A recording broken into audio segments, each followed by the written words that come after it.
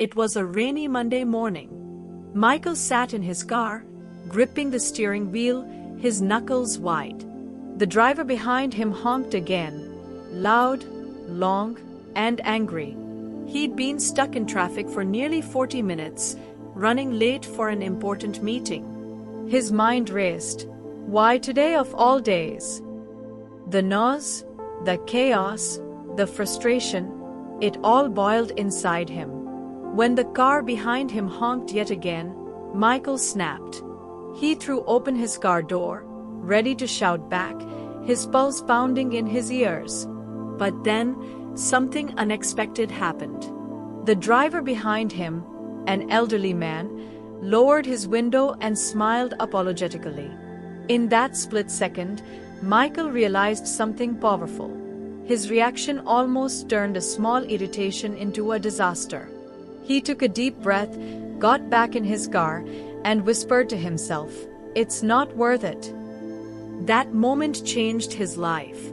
Because Michael discovered one of the most liberating truths we can ever learn. We cannot control what happens to us, but we can always control how we react. Welcome to Audiobooks by Alexa, where we explore books that help you grow, think, and transform your mindset. Today's summary is based on The Power of Not Reacting. How to Control Your Emotions, a book that teaches us how to remain calm, focused, and powerful, even when the world tries to pull us into chaos. This is part 1 of our 2-part summary. So sit back, relax, and let's dive deep into the art of emotional control, the quiet superpower that separates strength from weakness. Chapter 1: The Hidden Cost of Reactivity. Imagine someone insults you. Your heart races, your mind floods with anger, and before you even think, words fly out. You might feel relief for a moment, but later, regret. Sound familiar? That's the power of reactivity. It hijacks your peace, damages your relationships, and gives away your control. The book explains that every reaction is an exchange of power. When you react emotionally, you hand control of your inner world to someone else. You let external chaos dictate your internal calm. And that's how most people live, as emotional puppets pulled by the strings of their environment. But the author reminds us, maturity begins when you stop reacting and start responding. Reactions are instant. Responses are intentional. The moment you pause before reacting, you reclaim your freedom. Chapter 2: The Space Between Stimulus and Response.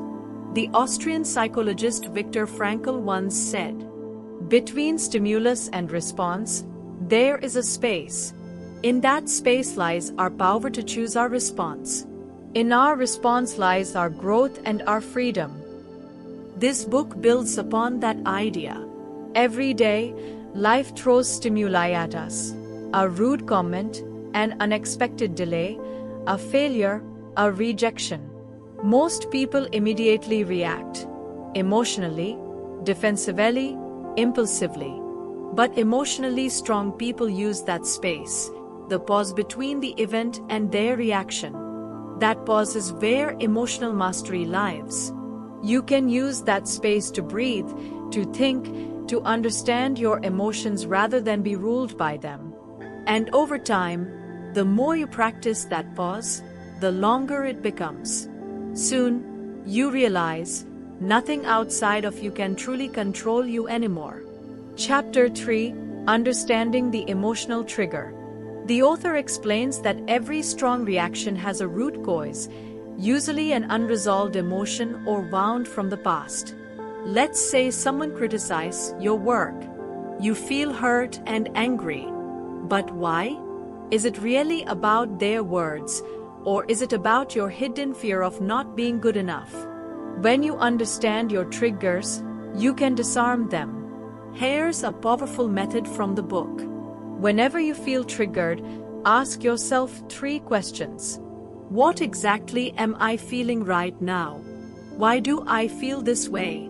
Is this reaction helping me or hurting me? By simply pausing to observe your emotions, you take their power away. You move from being in the emotion to watching it. And when you become the observer of your emotions, you stop being their prisoner. Chapter 4: The Myth of Control. One of the most freeing lessons in this book is that you cannot control other people, only yourself. You can't control how someone speaks to you, what they think of you, or how they behave. But you can always control how you choose to interpret and respond. When you stop trying to control others, you save yourself endless frustration. Instead, you shift your focus inward, mastering your own energy, thoughts, and reactions. The author puts it beautifully. Emotional power is not about suppressing feelings. It's about channeling them wisely.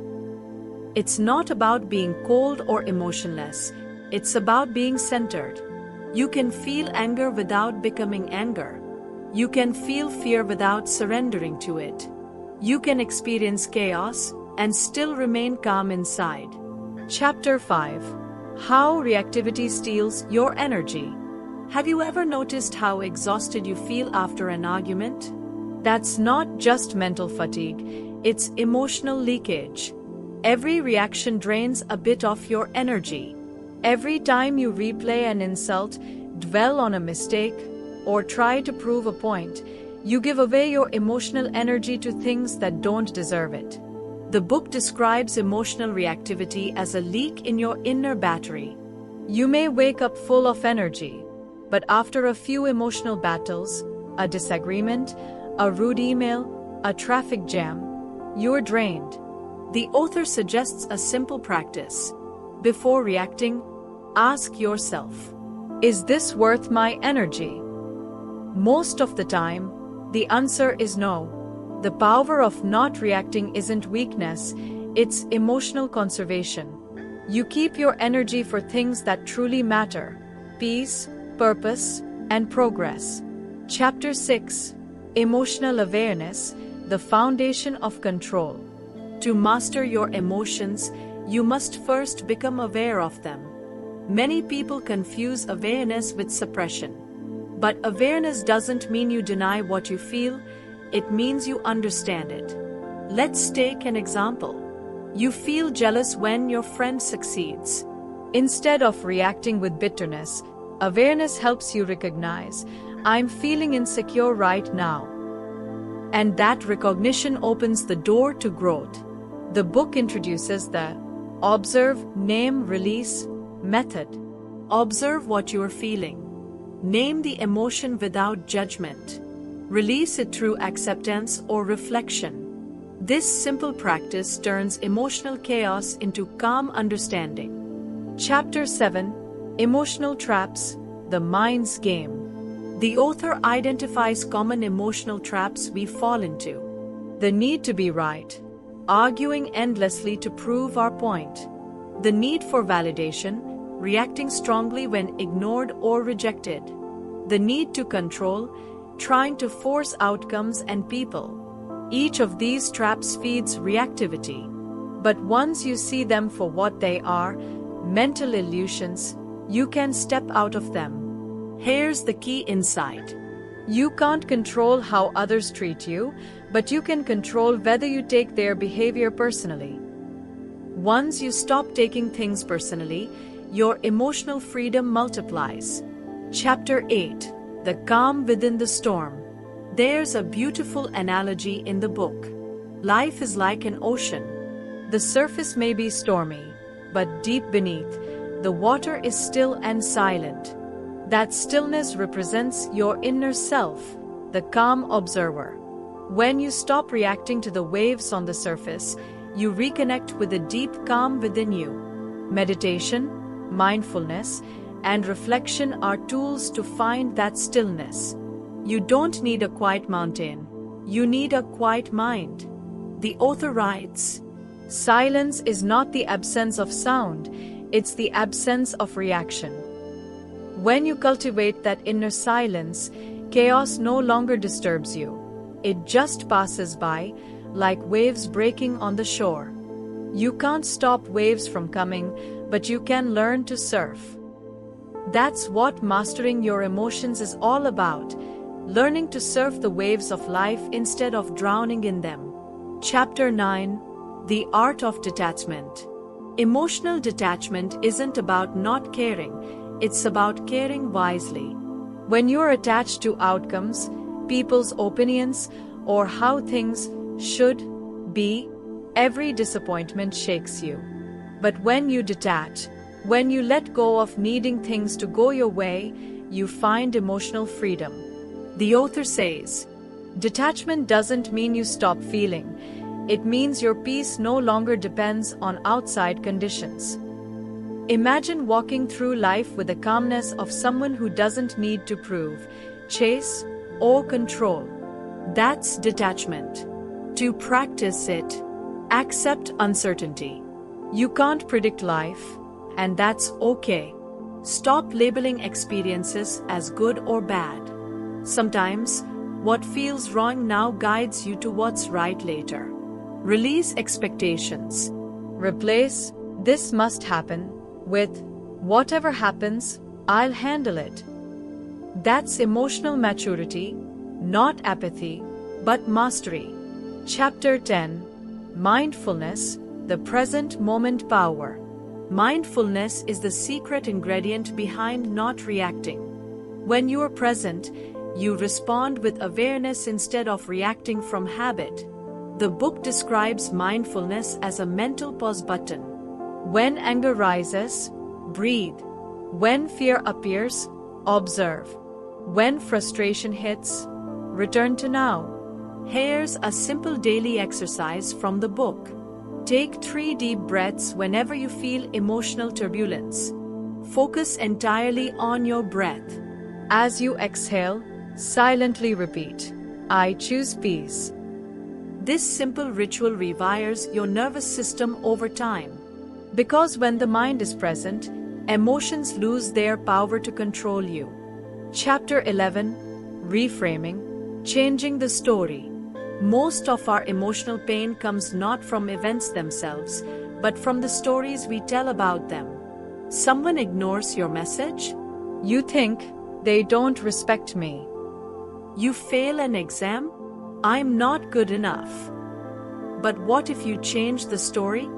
Reframing means consciously choosing a more empowering interpretation. Instead of, "They disrespected me," think, "They might be busy, I'll focus on my growth." Instead of, "I failed," think, "I just discovered what doesn't work." The author reminds us, pain is inevitable. Suffering is optional. The moment you change your perspective, your emotions follow. You become the storyteller, not the story's victim. Chapter 12: The Power of the Pause. Every emotionally intelligent person has one habit in common. They pause. That moment before speaking in anger. That deep breath before responding to criticism. That silence before making a big decision. The book calls this the sacred pause. It's where clarity lives. The author suggests a simple practice. When triggered, count to 5 before you respond. Feel your heartbeat slow. Then ask, "What outcome do I want here?" This single pause can save relationships, protect your peace, and prevent endless regret. Over time, the pause becomes your default response, a sign of strength, not weakness. Chapter 13: Emotional Transmutation, Turning Energy into Power. Every emotion is energy. Anger, jealousy, sadness, all are forms of energy-seeking expression. When you react, that energy explodes outward destructively. But when you channel it, it transforms into strength, motivation, or creativity. Think of how many great leaders and artists turned pain into purpose. That's emotional transmutation. The process: feel it fully. Don't suppress it. Breathe and ground yourself. Redirect that energy into something constructive. Exercise, art, journaling, learning. You don't destroy emotions, you transform them. That's real power, turning emotional storms into inner fuel. Chapter 14: Responding with Emotional Intelligence. Emotional intelligence is the ability to understand, manage, and express emotions effectively. The book breaks it into 4 pillars. Self-awareness, knowing what you feel and why. Self-regulation, staying calm instead of reacting impulsively. Empathy, understanding others without absorbing their energy. Social awareness, reading situations and responding wisely. When you apply these pillars, you stop reacting based on temporary emotions and start acting from long-term wisdom. Here's a golden rule from the book. If your response doesn't bring peace, pause until it does. Chapter 15: How to Stay Calm When Others Aren't. The true test of emotional mastery isn't how calm you are when alone, it's how calm you remain when surrounded by chaos. The author explains that emotional energy is contagious. If you stay centered, others will eventually match your calm. But if you react to their anger, you feed the fire. Try this the next time someone is upset. Listen silently without interrupting. Acknowledge their emotion. I understand you are angry. Speak softly and slowly. Your tone can calm the storm. Remember, you can't fight fire with fire, only with water. Your calmness becomes the quiet leader in any conflict. Chapter 16: The Practice of Acceptance. Acceptance is not giving up, it's giving in to reality. It means you stop wasting energy fighting what already is. When you accept people, situations, and yourself as they are, you stop reacting from resistance. Acceptance turns frustration into flow. The author shares this profound insight. When you stop needing life to be different, peace finds you. Acceptance doesn't mean you approve of everything. It simply means you choose not to suffer over what you can't change. That's how you turn chaos into clarity. Chapter 17: Letting Go of the Need to React. Reacting often feels like protection, but it's actually a trap. When you react, you are controlled by external events. When you let go, you return to your power. Letting go means no longer needing to win every argument, no longer needing validation to feel worthy, no longer giving energy to things beneath your peace. One of the closing lessons in the book says, the moment you stop reacting, you start healing. Because peace isn't something you find, it's something you stop disturbing. Chapter 18: Daily Practices for Emotional Mastery. To make this power a part of your daily life, the author recommends a few simple yet life-changing habits. Morning stillness, 5 minutes. Sit quietly and set your emotional intention for the day. Say to yourself, today, I choose peace. Journaling your triggers. At night, write about moments that tested your patience. Reflect, what could I have done differently? Digital discipline. Don't react instantly to messages or comments. Wait before replying. Mindful breathing. Practice deep breathing whenever tension arises. Gratitude reflection. Focus daily on what's working instead of what's missing. Over time, these habits rewire your emotional patterns. You become less reactive, more grounded, and deeply peaceful, no matter what happens around you. Chapter 19: The Transformation Within. When you stop reacting, something magical happens inside you. You begin to see life as it is, not as your emotions paint it. You stop living as a victim of moods and start living as a master of meaning. You realize that peace is not the absence of challenges, it's the presence of understanding. The author writes, the calmest person in the room holds the most power, not because they control others, but because they control themselves. That's the transformation the power of not reacting offers, from chaos to calm, from reactivity to reflection, from ego to peace. The final reflection. Before we end, take a moment. Think about something that usually makes you angry or anxious. Now imagine pausing before reacting. Imagine watching that emotion rise and letting it fade without acting on it.